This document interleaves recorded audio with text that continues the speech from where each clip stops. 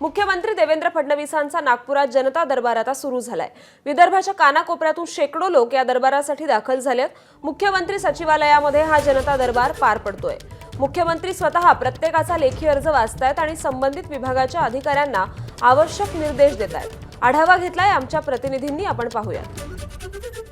मुख्यमंत्री देवेंद्र फडणवीस आज नागपुरात जनता दरबार घेत आहे आणि हैदराबाद हाऊस म्हणजेच जो नागपुरातील मुख्यमंत्री सचिवालय आहे त्या ठिकाणी मोठ्या संख्येने लोक मुख्यमंत्र्यांच्या जनता दरबारसाठी पोहोचल्याचे आपल्याला पाहायला मिळत आहे।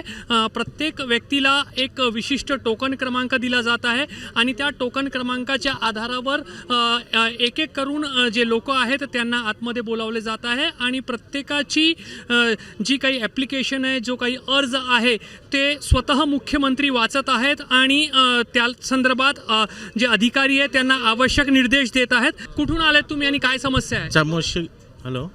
चामोशी जिल्हा गडचिरोलीहून आलेलो आहोत आणि आमचे अगरबत्ती प्रकल्पामध्ये घोटाळा झालेला आहे, त्याची चौकशी लावण्यासाठी मी नागपूरहूनच आलेलो आहे आणि माझा बेजनबाग लेआउटच्या लीज बद्दलचं प्रकरण आहे। तुम्ही कुठून? नागपूरहून जयवंतनगरहून आलेलो, अतिक्रमण विषयी अर्ज द्यायचा आहे। तर अशा पद्धतीने फक्त नागपूर जिल्हाच नाही तर विदर्भातील वेगवेगळ्या भागातून लोक जे आहेत ते मुख्यमंत्र्यांच्या या जनता दरबारमध्ये पोहोचलेले आहे।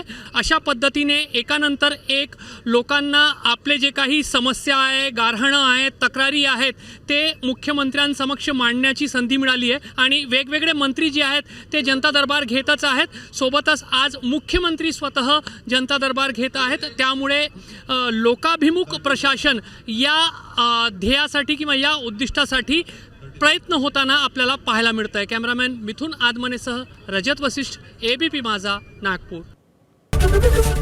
एबीपी माझा, उघडा डोळे बघा नीट।